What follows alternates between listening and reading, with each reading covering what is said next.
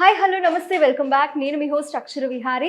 ఈరోజు మనతో పాటు స్టూడియోలో ప్రముఖ ఆధ్యాత్మికవేత్త, ప్రముఖ జ్యోతిష్య వాస్తు నిపుణులు శ్రీ నానాజీ పట్నాయక్ గురువు గారు మనతో పాటు స్టూడియోలో ఉన్నారు. గురుగారితో మాట్లాడదాం. Hello sir. శ్రీమాత్రే నమః.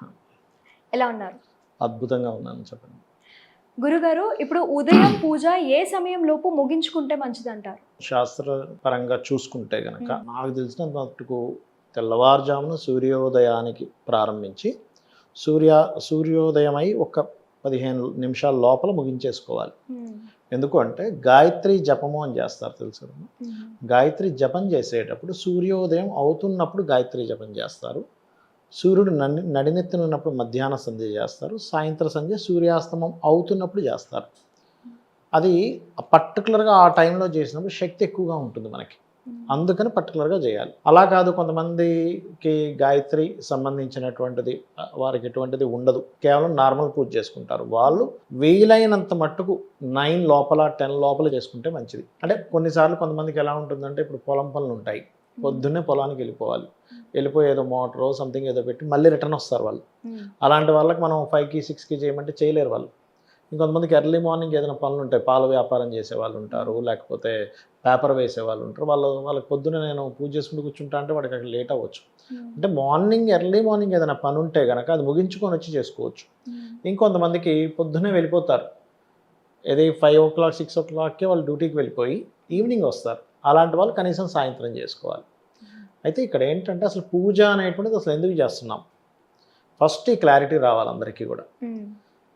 ఇక్కడ ఫస్ట్ ఆఫ్ ఆల్ ఏంటంటే, మనం చూడండి, స్నానం చేస్తాము, మురికి శరీరం మీద ఉన్నటువంటి మురికిని తొలగించుకోవడానికి, బ్రష్ చేస్తాము పళ్ళ మీద ఉన్న మురికిని తొలగించుకోవడానికి కదా. అలాగే మన ఆత్మ అనేటువంటిది ఒకటి ఉంటుంది, చూసారా, అది ఎనర్జైజ్ అవుతుంది పూజ చేయడం వల్ల. మనము చూడండి, పూజ చేసేటప్పుడు ఏం చేస్తాం, ఒక పుష్పాన్ని తీసుకొని లేకపోతే కొన్ని అక్షింతలు తీసుకొని ఇలాగ వేస్తాం. మనకి చుట్టూ ఒక ఆరా ఉంటుంది కదా, ఈ ఆరాలో ఉన్నటువంటి నెగిటివ్ ఏదైతే ఉందో స్వామివారికి ఇలా అంటున్న ప్రతిసారి, ఆ నామం చదువుతున్న ప్రతిసారి ఆ నెగటివ్నెస్ అనేది పోతుంది. ఎప్పుడైతే ఆరా క్లారిటీగా ఉంటుందో మనం ఎనర్జైజ్డ్గా ఉంటాం, అదొక పాయింట్. రెండవది కృతజ్ఞత ఆవిష్కరించుకోవడము. ఓకే, మరొకటి ఏమిటంటే, మీరు గమనించండి, పూజ గది ఏదైతే ఉందో ఈశాన్యంలో కట్టుకోమని చెప్పారు శాస్త్రంలో. ఈశాన్యే దేవతా గృహ. దీనికి చాలామంది తెలియక, శాస్త్రంలో పూర్తిగా చదువుకోక ఈశాన్యంలో దేవతా గృహం ఉండకూడదు అని చెప్తారు. ఎవరు చెప్పారండి? మనకి విశ్వకర్మ ప్రకాశిక అనేటువంటి గ్రంథంలో సంస్కృతంలో చాలా స్పష్టంగా ఉంది, ఈశాన్య దేవతా గృహ. ద్వితీయ అదితి అనేటువంటి దేవతా పదాలు అక్కడ ఉంటాయి. కాబట్టి నీ యొక్క ఆలోచన విధానం ఈశ్వరుడితో కనెక్ట్ అవుతుంది. ఈశ్వరుడితో ఎప్పుడైతే నీ ఆలోచన విధానం కనెక్ట్ అయిందో, you did not get wrong decisions. So దాని అర్థం ఈశాన్యం వైపే పూజ గది ఉండాలి, శాస్త్రంలో ఉంది. తెలియక అలా అయితే అంటే ఆప్షనల్ లాగా పెట్టుకుంటున్నారు సార్. ఆప్షనల్ లా కాదు, ఈశాన్యంలోనే ఉండాలి. ఒకవేళ కుదరకపోతే తూర్పు ఈశాన్యంలో కూడా ఉండొచ్చు, లేదా ఉత్తర ఈశాన్యంలో ఉండొచ్చు, ఉత్తరంలో కూడా ఉండొచ్చు, తప్పులేదు. కానీ ఈశాన్యం ఈజ్ కరెక్ట్ ప్లేస్, రైట్. అది కూడా ఎట్లాగా, మీకు ఈశాన్యం ఎక్కడుంది?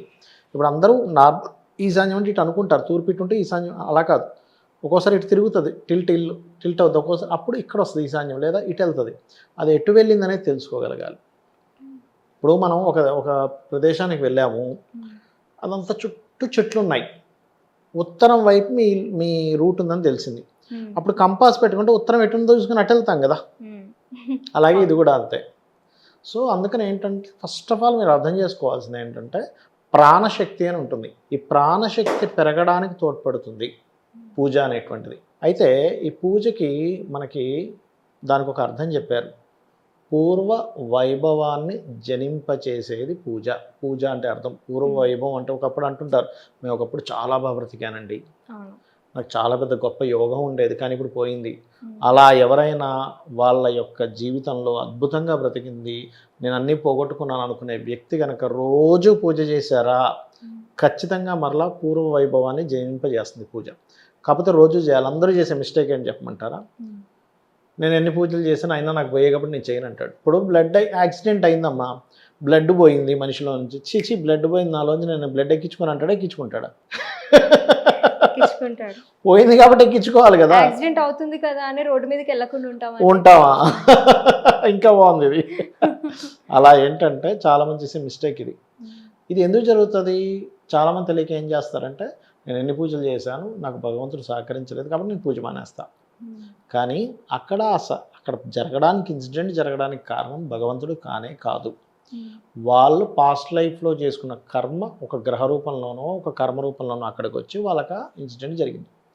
నిత్యం నువ్వు పూజ చేయడం వల్ల పెద్దది అవ్వాల్సింది కాస్త తక్కువ మొత్తంలో నీకు క్లియర్ అయింది. నువ్వు మరలా భగవంతుని పట్టుకోవాలి.